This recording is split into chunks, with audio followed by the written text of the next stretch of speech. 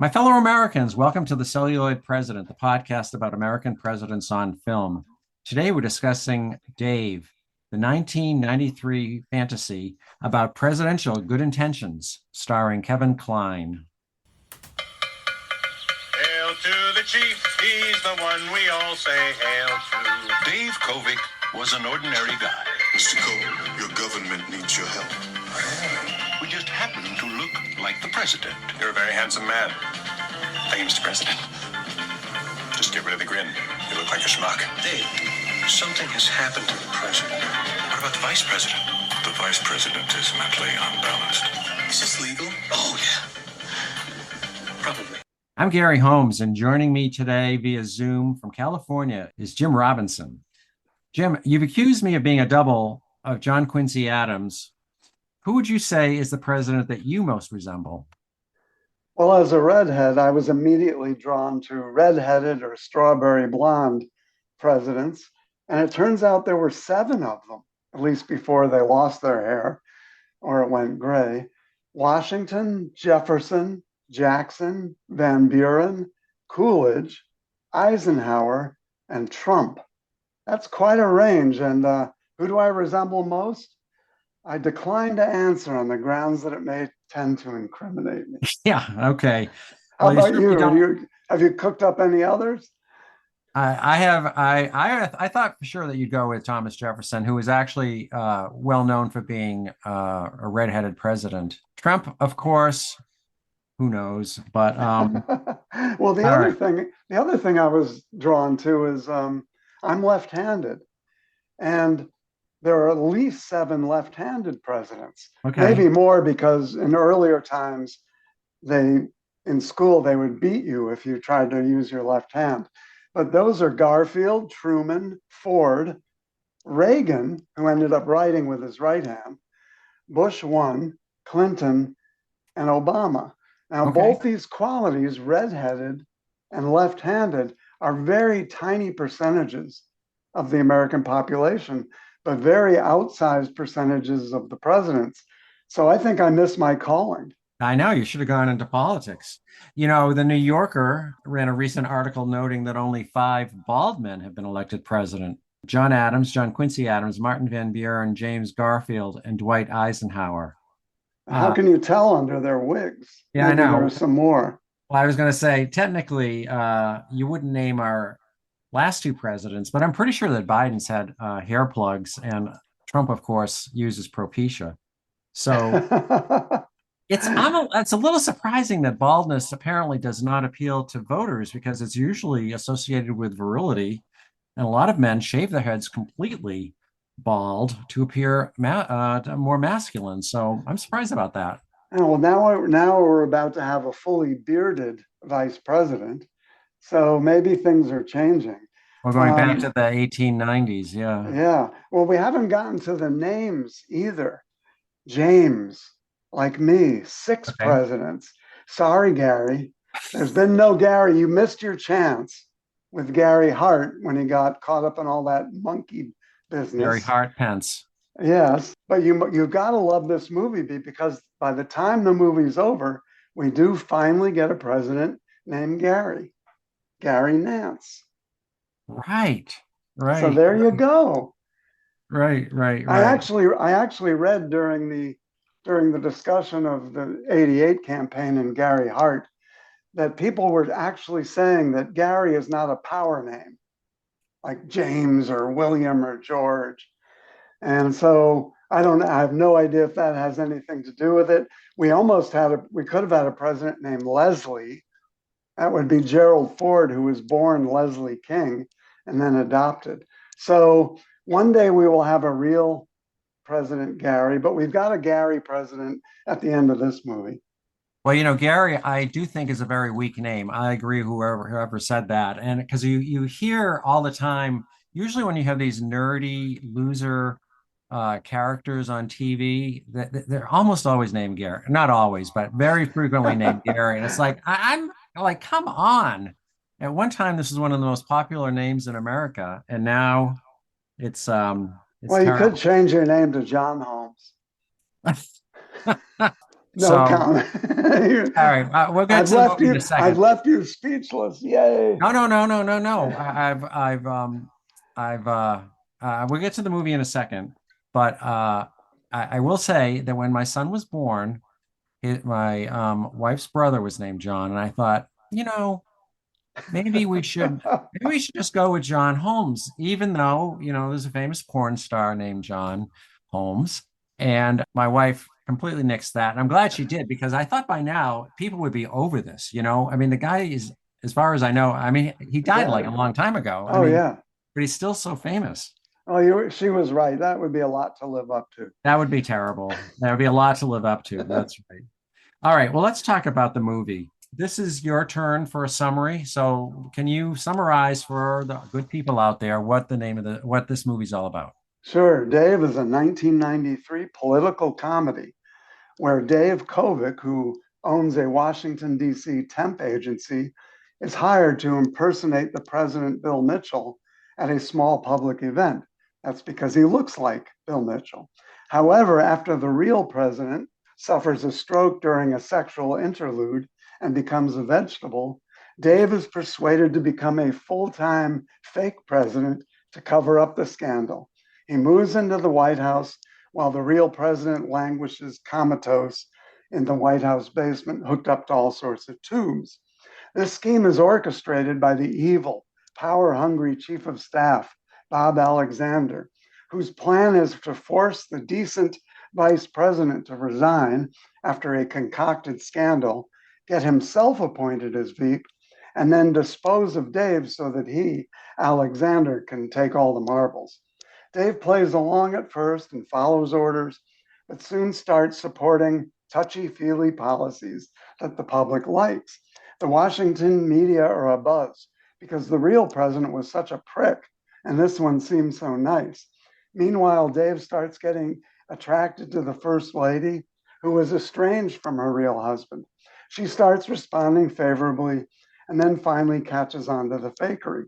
Dave realizes the truth must come out and that the country would be in good hands with the current vice president, Gary. He fakes a massive stroke of his own, replaces himself on the way to the hospital with the real vegetable of a president, who must then, of course, vacate the office, and goes back to his old neighborhood. He's intent on doing politics the right way, and so he runs for city council with the former First Lady at his romantic side.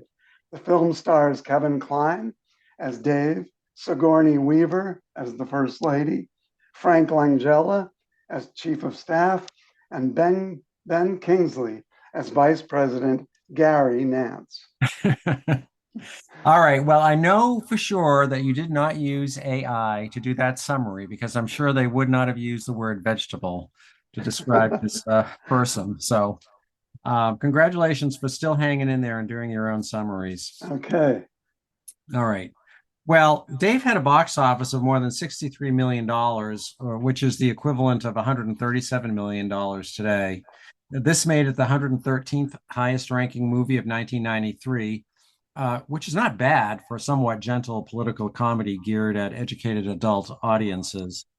The top movie of 1993 was the original Jurassic Park with 339 million, followed by The Fugitive, The Firm, Sleepless in Seattle, and Mrs. Doubtfire. And all I can say is, man, those were the days when the top movies were original stories. Um, those days are gone. Yeah, the movie was a critical success with solid reviews from the major critics and it had a high rating on Rotten Tomatoes. It even received a Best Original Screenplay Academy Award nomination and several other nominations from other awards groups. So I'd never seen this before. I don't know why, but it was apparently a lot more popular than I realized. Have you ever seen it? No, this was my first time as well. Have you ever had a desire to see it?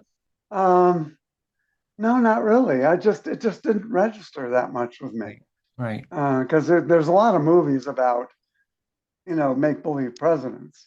Yeah. And so I just hasn't been a genre that I've really been attracted to.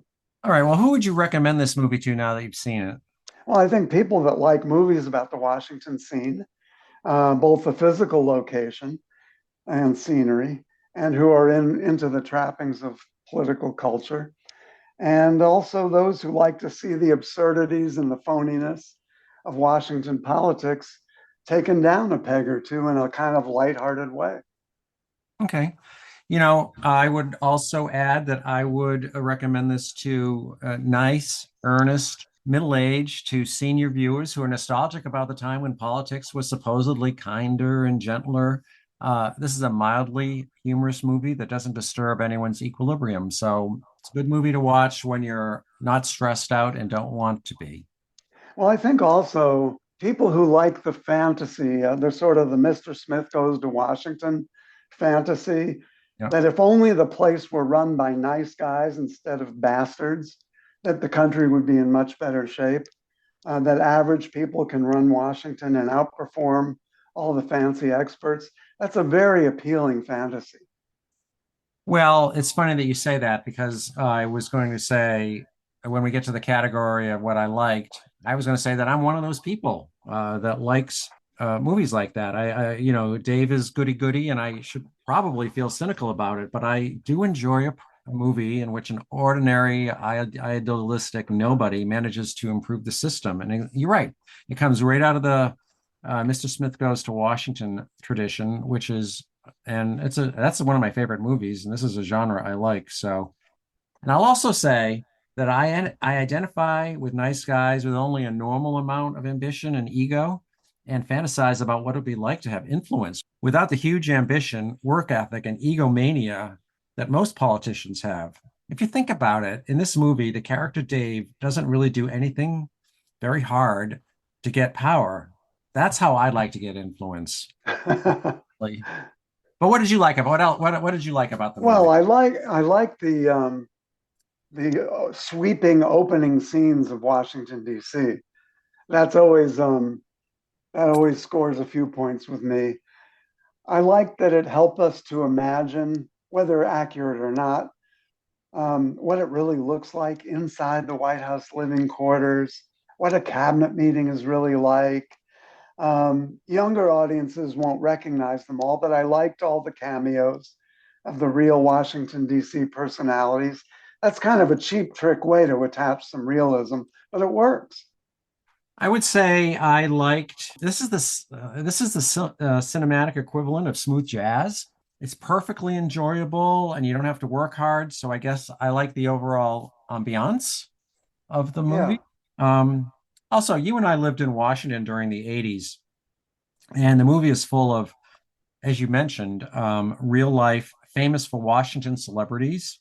So it was a jolt to see some of them and a little trip down nostalgia lane. I hadn't thought Yeah. about Michael Kinsley and Sanda Van Oker in a long time, Yeah. Yeah, and the McLaughlin group and all right? that. Yeah, Yeah. And that was fun. That was yeah. fun. They showed a bunch of gas bag senators like Howard Metzenbaum and Chris Dodd doing fake commentary on the performance of the president. Uh, Yeah. And that was Threw in a token Republican once in a yeah, blue Alan moon. Simpson. But that was a good reminder that despite what people say about the quality of media analysis and political competence today, the politicians of the 1980s and 90s were not that much better than they are today. You know, Right. it's like Howard Metzenbaum, ugh, terrible. Well, I was thinking, I found myself thinking that they were almost hoisted on their own petard, all these real life figures, Yeah, because they were, their egos must have been huge to be in the movie. They're in a Hollywood movie, yeah, the right. journalists, the politicians, and yet they were thrown in with all the fake people. So, and they looked no different than all the fake politicians and the actors and all that. So, I think it sort of stirred them all together in the same pot. I also liked all the lead characters' acting performances, which we'll come to. Not just the president and the first lady, but the stalwart robotic Secret Service agent, the conflicted communications director, and Dave's buddy, the Charles Grodin character, who on the back of an envelope could cut millions from the federal budget that all the budget experts couldn't find. So, all that kind of stuff was enjoyable. Yeah, I'll also say I like the ending. I didn't see that coming. I thought it was kind of clever. I was wondering how they're going to get themselves out of it, and by having him fake the heart attack during the in Congress when he's doing The uh, joint session. joint session. Yeah, I thought that was kind of clever. I also want to give the movie credit for predicting the Clinton presidency. The sleazy behavior with the staff, the prickly relationship between Bill and Hillary, the soft liberalism based on a lot of vibes and symbolic gestures, and of course, hanky panky with the staff. Just It's all Clinton? there. It's How like, about how about a cover up of an incapacitated president? oh yeah, well, right. Enough said. Is there anything else you liked? You want to talk about? That pretty much covers All it right, let's before I go to get to the my. don't like. What didn't you like? I didn't like the music at all. God, it Oh, was schlocky and obtrusive. It was, you couldn't have a scene or a conversation without these soaring strings in the background. I just thought it was terrible. Um, the Bob Alexander character to me was too cartoon like. I know they were trying to have fun with it, but he was just too obvious a villain to me. I didn't like that. And the movie does have a liberal bent, although not offensively so, but not too deeply. But for example, all we have to do to have full employment in the country is a president who cares about people and promises everyone a job.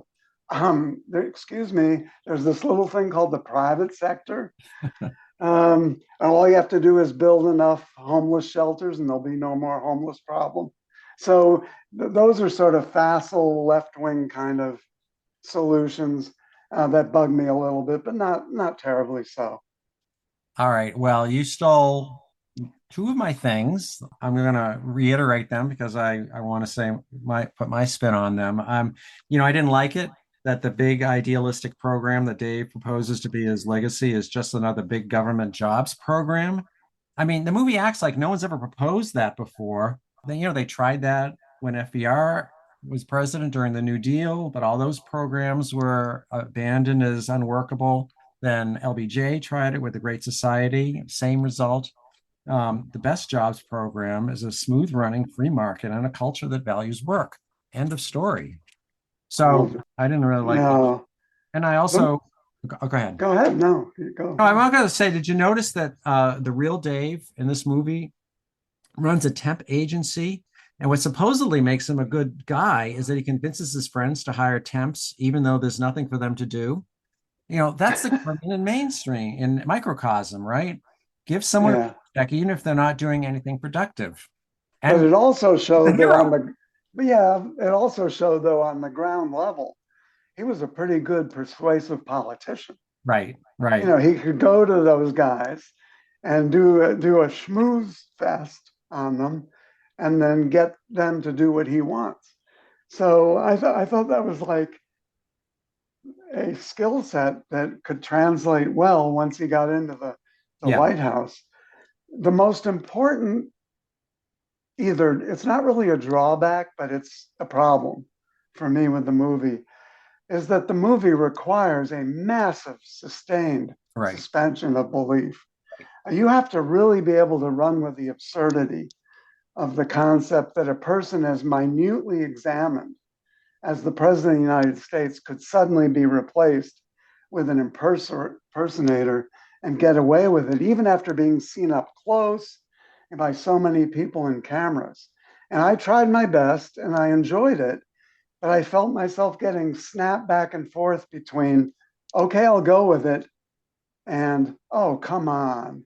right. That's a struggle. That was a struggle for me, even though, I wanted to go with it and I was able to a halfway degree. Right. Well, I was going to mention this myself later. There is a tradition of people who impersonating the president, right? My own parents went down to Plains, Georgia. Oh no, they were at a convention rather, and there was a Jimmy Carter impersonator there, and they had the picture taken with the guy, and yeah, he looked a little bit like Jimmy Carter, but there was never a second where you thought, oh, that's definitely the president if they put that guy in there, and you can even tell twins apart, right? I mean, Yeah. identical twins, it's not that hard to tell them apart. especially if you're married to one of them, I would think. First lady doesn't even know that her husband's been, substituted for. Yeah, it was a So you struggle. gotta, but having said that, yes, I mean, it's like in a superhero movie, you have to assume that people can fly. And in this movie, Right. you have to assume, but there are a lot of other far-fetched plot developments beyond that. Well, the other thing is, it is interesting to note that the use of doubles is not unheard of in big historically in politics. Right. Stalin had them, Castro had them. I think Churchill had one. Montgomery had a fake Montgomery go to a different part of the war theater in Europe to fake out the Germans. Maybe Hitler, and then during the late 60s, because I'm going to get the gold star for mentioning the Beatles first, there was this whole Paul McCartney is dead conspiracy theory where people were actually supposed to believe that Paul had died and been replaced by somebody who then went on to write later Beatles songs like Let It Be and Hey Jude. Now, no problem, no sweat. And I still have my suspicions about that, though. people actually, if they didn't believe it, they ran with it. And I think that's what this movie asks us to do, run with it. Okay. I did also find myself a little bit conflicted in terms of whether I really liked Dave or not. And the reason being is because how could such a nice guy participate in such a criminal fraud? I Well, I mean, think we're supposed to believe he's naive, even though works in Washington and must be around politics all the time. He's this, kind of doe-eyed, innocent, naive, who doesn't, know how things really work. So, yeah, it yeah, no, kept, I agree. I mean, whatever. I like him. yeah. All right. So, what was the movie trying to accomplish? I think it was trying to lampoon some of the absurdities of politicians and their personal and political corruptions and peccadillos and vanities. It's a humorous but jaundiced look at Washington and how a nice, well meaning guy who actually cares about people could be so much better than what we normally have. As I said, it's the ultimate outsider fantasy and a very appealing one. Yeah, I agree with you. I mean, completely. The premise of the movie seems to be the government is messed up and not very helpful because the politicians are selfish, ambitious, too interested in their own careers.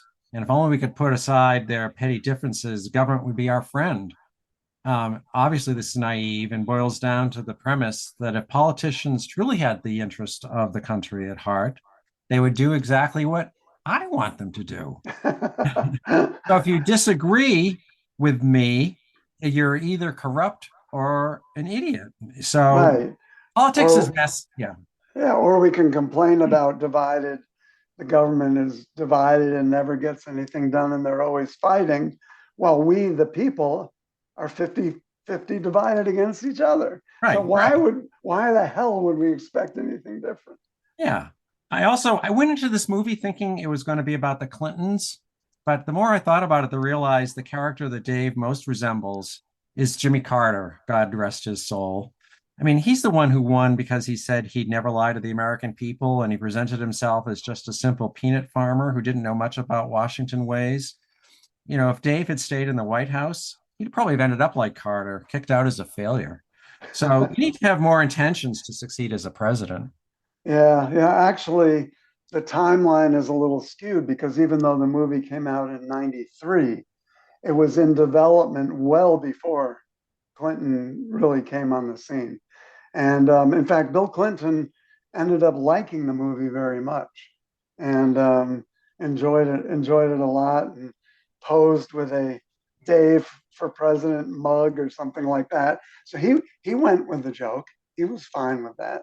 Well, sure. I mean, by that time he hadn't met Monica Lewinsky. So, all right, let's discuss the actors. So Kevin Kline plays Dave, both Dave and the catatonic President Vegetable. What you think? Well, I thought he was very good in both roles. I almost wish he had had more time to be the real president Yeah. because the contrast was so much fun. the contrast between their personalities, and the way they treated people and all that, drawing that sharp contrast. In fact, it was the most delicious part of the movie was seeing, what a prick the real president was and how nice and naive Dave was.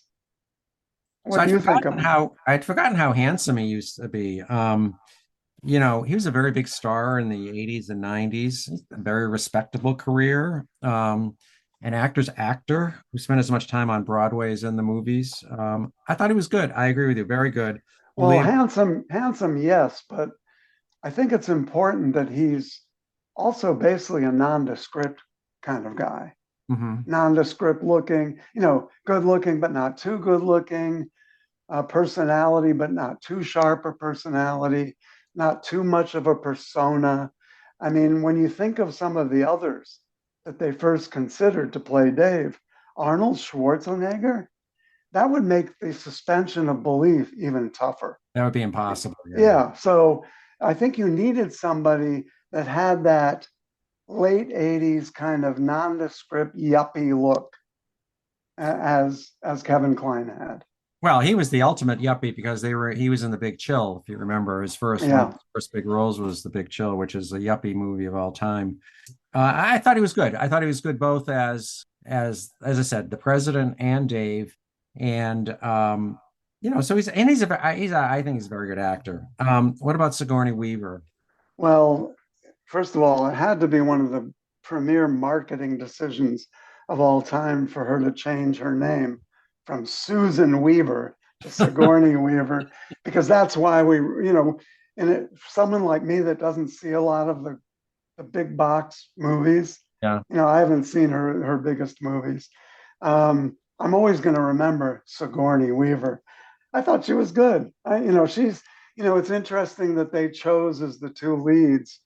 As you said, Kevin Kline was a big theater person, and so is Sigourney Weaver, in addition to her work in films. So I think they both carried off their roles really well. Did you like her? Yeah, I do. I actually like her a lot as an actress. I have seen quite a few of her movies, and I think she's great. As I said, the movie was made before the Clintons were elected, but they do a very good job of channeling them, and that's particularly the case with Hillary Clinton. I mean, she does a good job of playing like Hillary on a bad day. She's a former idealist who believes she could do good by working through her husband, and he turns out to be a cad. So, I thought she was good. And yet she showed quite a bit of nuance too, because when she realized that her husband, was comatose and saw him, as much as she had to resent him, she was genuinely sad. And she conveyed that. And you can just imagine that that's probably the case with Hillary too. Yeah, That it isn't all just, I hate that SOB. That there's part of the love reservoir still exists. but you're right. I mean, I thought that was actually maybe the only one of the few moving moments during the movie when she sees him comatose for the first time and is kind of emotional, which is always a surprise because she couldn't stand the guy, but he was her husband. Yeah, yeah. And I thought she was good.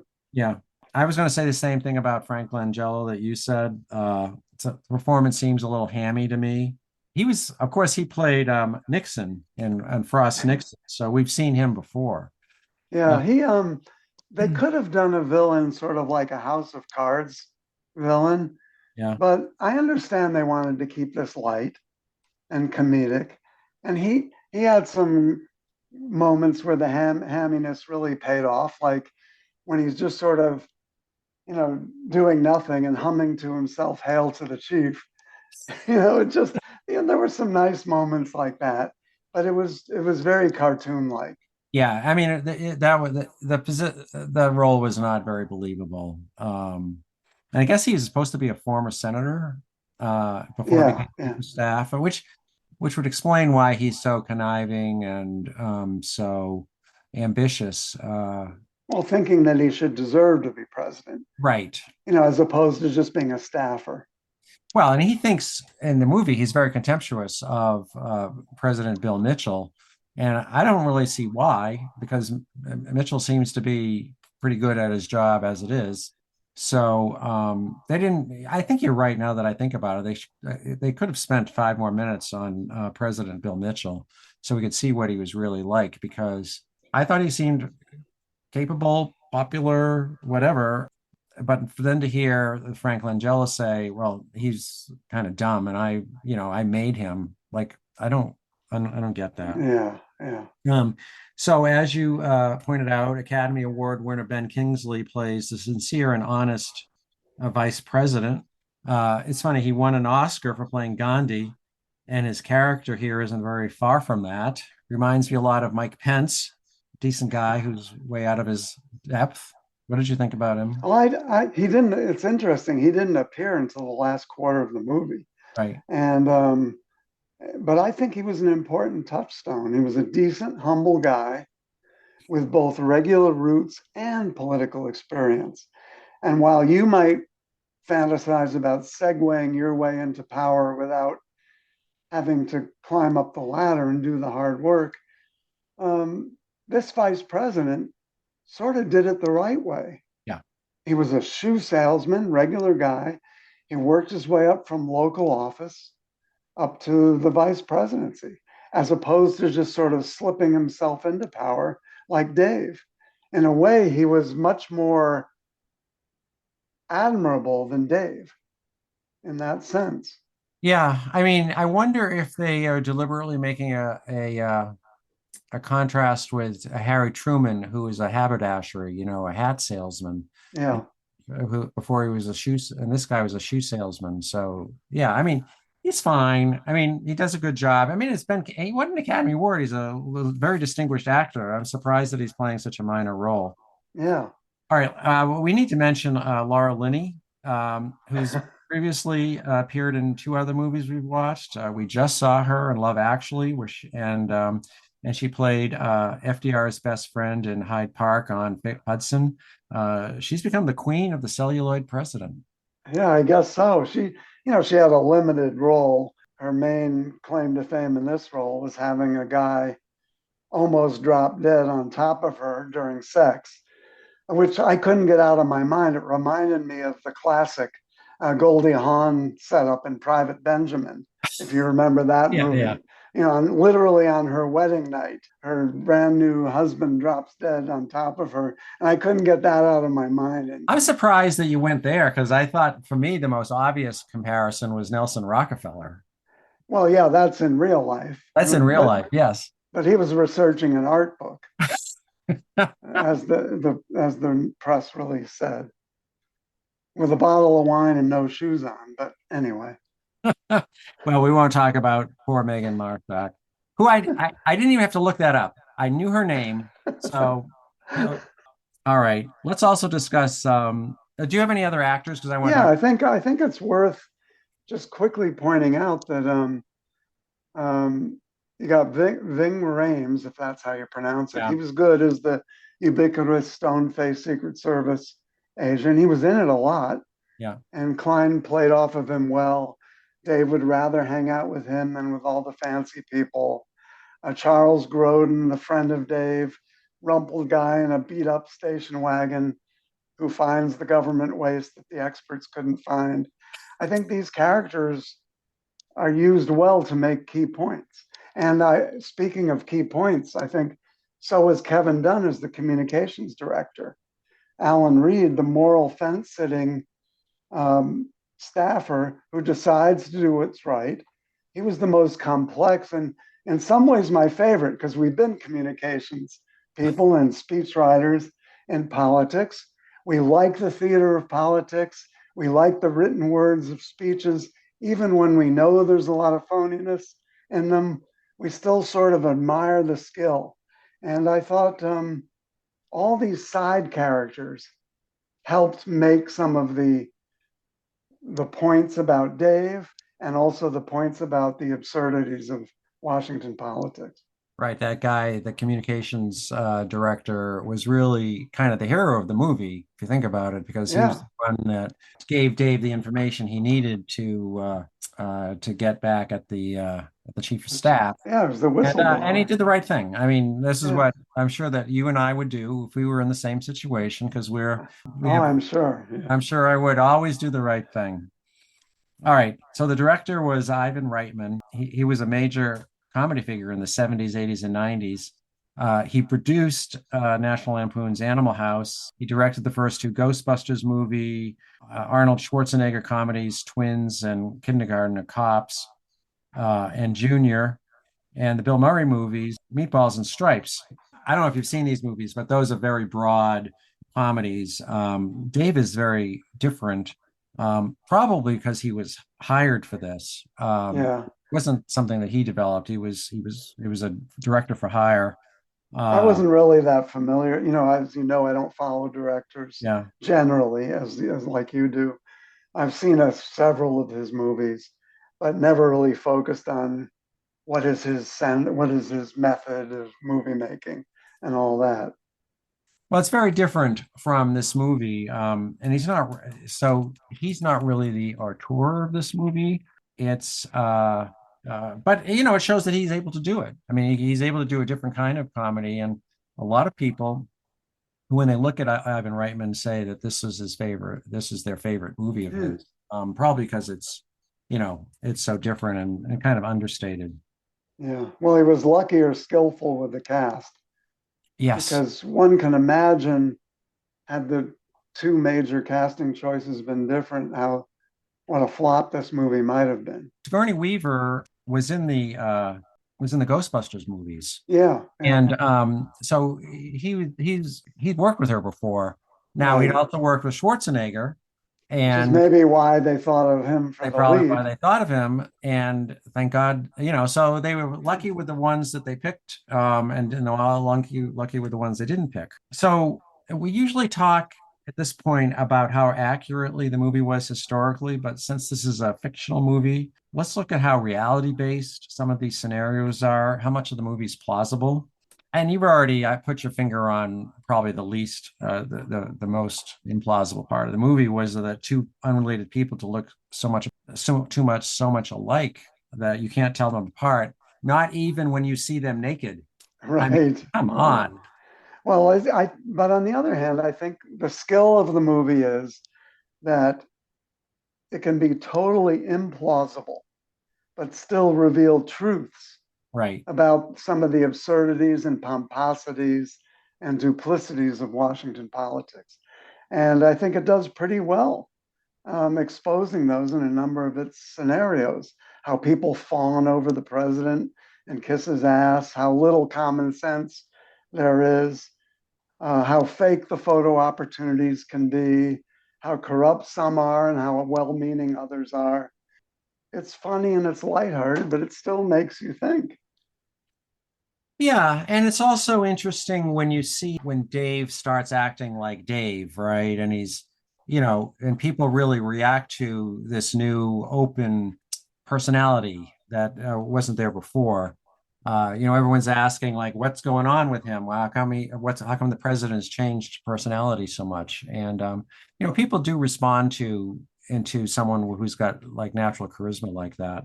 Yeah, I Um, think it's the other thing, everything we see happening in this absurd movie, everything that happens, from presidents being corrupt to presidents having affairs to icy or estranged first ladies to houses covering up presidential illnesses and incapacities, all this has happened in real life and real history. So in that sense, it's an absurd movie built on genuine truths. yeah, yeah. I will say the one thing that was implausible, and you've already made a joke about this twice, is the idea that there's some small time accountant played by Charles Grodin can come in and leaf through the federal budget and immediately find enough money to save an anti-poverty program. That's unlikely. But you know what? He still might end up being more successful than Elon Musk and Vivek Ramaswamy. We'll see. Well, yes, we will see about that. Every Um, dollar of government waste has a constituency. I think That's it's also the other thing that I found implausible was, every time Dave wants to be Dave back to being Dave again, he just sort of walks out and, at one moment he looks so much like the president that no one can even fathom that it's not him. And then he just sort of walks down the street and no one looks at him. No one says, "Oh my God, that's the president." It isn't until he yeah. says, like it's like Clark Kent. He puts on glasses and takes. Right. Anyway, and my favorite gripe, in all these White House movies, there's always some, especially the ones where there's some massive complex underneath the White House where they keep the president alive in a coma. Everyone seems to think the White House has all these secret, gigantic rooms that no one else knows about. I know. Come on, it's just the house on top of, I don't know what I must say, I do not know what's underneath there, but There are tunnels, though, aren't there supposed to I be think I think there are escape probably some tunnels? tunnel. Yeah, I don't know, but Like, where did they move when they moved W and Laura Bush on the night of 9/11? When they moved them out of their bedrooms down to no, a basement area. no. Bush was in Texas. Remember? No, no, he was back by the nighttime. You mean And that night? yeah, remember he flew around and then Yeah, finally yeah, said, yeah. "We're going back." It was that night. And then there was another alert that night. So Okay, maybe it already turned to the 12th. But I mean, it was the first night after the morning bombings. okay, Um, and he was moved to other living quarters. And that's all they said about it. okay. So, and there might be something. Maybe there's probably something under there because even my house has a cellar, and I'm sure the White House has a cellar. But I don't know. I would. I'm sure it is not the kind of place where you could stick a comatose president With and nurses and doctors nurses and doctors and who never say a word. never say a word. Yeah. All right. Let's talk about our favorite scenes. So, what's your Well, favorite scene? my favorite is it was about 15 seconds long. And it Okay. was when Oliver Stone was being interviewed by Larry King. And Oliver Stone, being who he is and was the only one to say, "I have reason to believe this isn't the real president." And Larry King, being who he is and who he represented, said, "Oh, come on, Oliver, conspiracy theories." And it's like the boy who cried wolf. And so many times, this time he was actually right, and nobody else believed him. I just Right. thought that was just golden, golden. Yeah. Yeah. Yeah. That was great. And it shows you, I appreciate Oliver Stone having enough self-awareness and self-humor, not taking it enough seriously to make the joke and be in on the joke. Although I didn't check this, but I think JFK, the movie, came out after this movie. I think it was 94 or something like Okay. that. Okay. So he wasn't done yet with conspiracy theories. How about your favorite? Um, I didn't have a lot of really like, oh my God, that was my favorite. I did like the scene where Dave fires the chief of staff and he goes, "You're fired." No, you're fired. Chief of staff tries to fire him back. And Dave finally says, "Well, shall we go out and tell the media that you fired me?" So he's called his bluff there. So I thought that was a good scene. This is a Like, situation comedy, like it's a situation yeah, comedy that if there ever was one. So there are so many of the vignettes, little scenes that yeah, that stick in my mind. Just like when Dave was before he had been recruited to imitate the president, had just come home to his brownstone and was just milling about the kitchen, looking at his mail, and started singing and reenacting Oklahoma, from the Broadway show. And it was just the way he did it, as if he was literally on a Broadway stage. And right. then to realize that there was the Secret Service agent sitting there with his arms crossed and listening to the whole thing. There were But lots of we saw little things. practically this. We saw practically the same thing happen last time when we watched Right. Actually when the when the Hugh Grant was dancing around to whatever that song was, and his housekeeper was there and caught him doing that. Right. Yeah, that was great. Um, Um, I other, like the cabinet meeting where the secretaries where he gets the secretaries to cut their budgets so they can fund the anti-poverty program. yes, I It's like that too. ridiculous. I mean, that would never happen. That's not even how the budget works. I mean, you can't go through the budget and pull money and just throw it at another program. I mean, we do have theoretically still have Congress. Congress. Yeah, that's in charge I of spending, but go ahead. I What else? like that too because there was another thing I liked about that scene, and that is Dave actually started to become a little more like the real president, Yeah, a little tough and steely-eyed and even arrogant. yeah. And I thought it was quite nuanced. And it makes you wonder what the regular nice guy, being surrounded by power and the trappings of it long enough, would become, whether they'd become like, power corrupts absolutely. Well, it also shows his charisma that you talked about earlier. He's able to get by the time the meeting is over, they're all like in on the game, like, yeah, we got to get this money, we got to find Yeah. it place, and they all applaud when they finally get up to whatever amount it is. Well, we have Yeah. to, if we're going to talk about scenes, Yeah. well, we got to talk about sort of a favorite scene, but still important scene, the shower scene. Okay. Now, I was on pins and needles during this scene, and it was very clever how they had Sigourney Weaver sort of glance down at Kevin Kline's, Dave's private parts Right. on a couple occasions, and just a little flicker of doubt going across her face as she did that, because a wife would know. And I just thought that was clever. I was waiting for that to be the scene that the big reveal would happen. Absolutely. But And yeah. later on, so did Dave. Yeah. When he asked her, when did you realize I wasn't your husband? And she said, well, when you looked at my legs in the limousine. And he thought, oh, I thought it was in the shower when I was in the shower.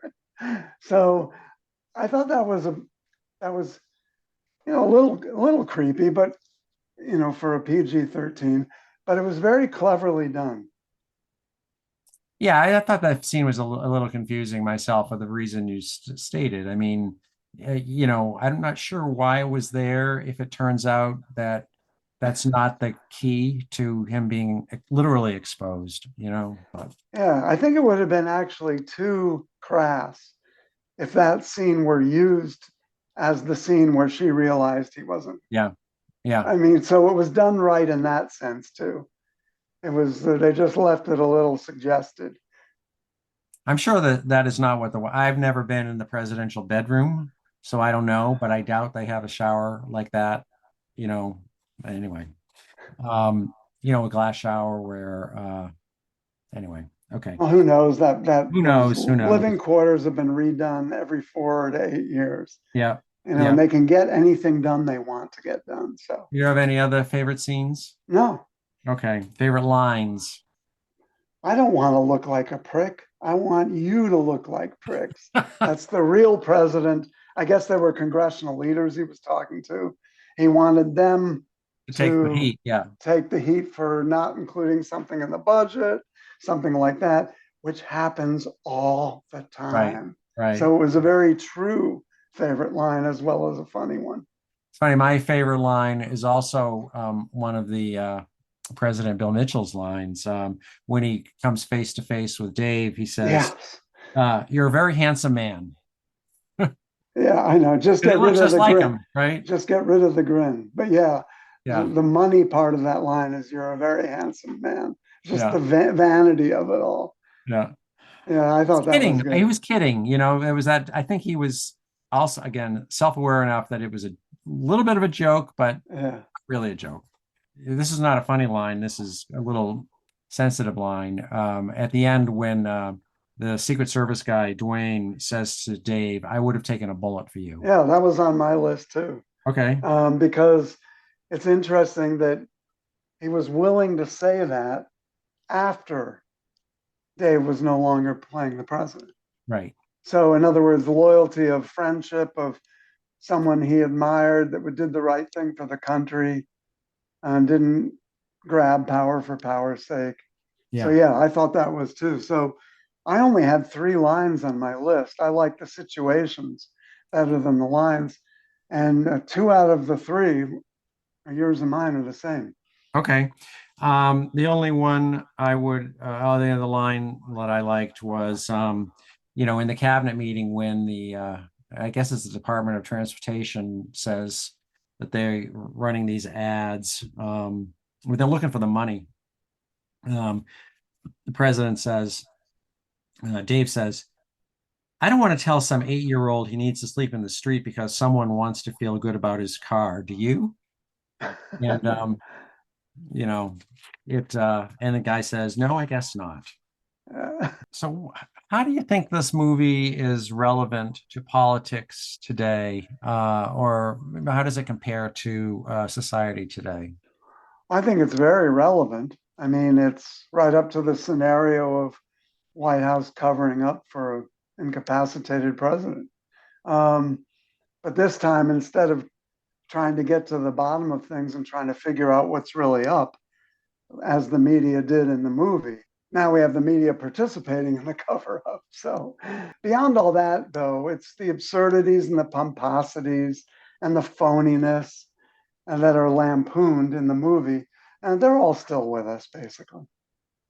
Yeah, and sort of going back to some themes that we've touched on before, there's always this strain of idealism in America that thinks if we only switched one president for another, that president acting alone would be able to solve all our problems. Yeah. We saw that with Obama. I'm sure you remember him claiming that the oceans would recede when he became president. And today we have people who believe that electing Trump will bring manufacturing jobs back. So Right. I think yeah, it's still relevant. Yeah. I agree. Could the movie be made today? I don't think so. People take politics way too seriously. There's a dearth of a sense of humor. People are too sensitive, and we're too bifurcated. So it would only be acceptable if those being lampooned were the people on the other side. Um, and any takedown, I think, now would be done with vitriol and scorn and not lighthearted comedy. So I have serious doubts as to whether it could be done today. I was going to say that I thought it could be made. It didn't seem like there are any political correctness problems in the movie. Nothing that could offend the modern progressive. The gentle vibes in this movie are out of sync with today's nastier political culture, but I still think it would be received as a Netflix movie. I mean, you wouldn't this couldn't be made for a movie to go on screen, because these kind of movies don't appear anymore. But I don't know. I bet you they can make it on Netflix. Yeah, And maybe you'd have to set it in the past, though. yeah, yeah. Recent past. I think it'd probably get made. If you were a high school teacher, would you assign this movie? Oh no, it's just not high school material. It's not historical enough. How does it fit into a lesson plan? Yeah, I agree. I don't think you could learn much about politics from the movie. It's just a little too much of a fantasy. It's not really how the government works. I mean, you talked about a lot of vibes and scenes that felt real, but that's a very nuanced thing for an insider to. You wouldn't show this movie to learn how the government works. All right, let's grade the movie. What do you got? I'd give it a B. It's decent. It's humorous. It's worth seeing. You can have it on while you got one eye on your iPhone checking other stuff. And it's just not a heavy lift, but it's fun. I enjoyed it. I'm glad I saw it. Yeah, I liked it too. I actually gave it a B plus. So it was enjoyable enough, not boring, to the point. Things move Yeah. right along. I liked it. I mean, it's not the greatest movie in the world, but it was fun. I agree with that. All right. So we're done. Any final comments on this movie, observations? No, I think I've covered it all. Said it Gary, all. President Gary. President Gary. Well, I don't think I'm sorry to say, I don't think there will be a President Gary because the movie, that name is really, it's like naming women like Matilda. Elizabeth or something. Yeah, no, Elizabeth, there's still plenty of Elizabeths around. Yeah. What Um, about Dave? Dave. I Well, don't I don't think yeah, is there's there going to plenty be of a Dave. Dave? I don't think so as president. Okay. Well, I'll just say that as we close this out, that as always, the podcast is available on Apple, Spotify, Amazon, and most podcast platforms. You can subscribe there, and we have major news. I'm happy to announce that the podcast is now available on YouTube. I finally figured out, it's only been a year and a half. I finally figured out how to do that. So you can just go to YouTube and search for the Celluloid President, and you can subscribe there. And the beauty of it is that you can listen to any or all of the episodes and you won't have to look at our faces You will because it's just audio. just audio. Yes, you will not be able to look at our faces. You would not want to. Or our hairlines. Or our hairlines. Yes, yes, yes, yes. Okay. So if you have any comments, you can email me at garyholmes76@gmail, or you can tweet at me or X at me at Gary Holmes. So we'll see you next time. Next time I think we're going to do Young Mr. Lincoln, the John Ford movie. So we're going back to real life presidents for a while. And we'll see you next time, Jim. Take care. Happy Inauguration Day. Okay. All right. Bye-bye. In a country where anybody can become president. Anybody just did. Kevin Kline, Sigourney Weaver, Make a nice president, Dave Goofy. Dave. Okay, let's get back to work.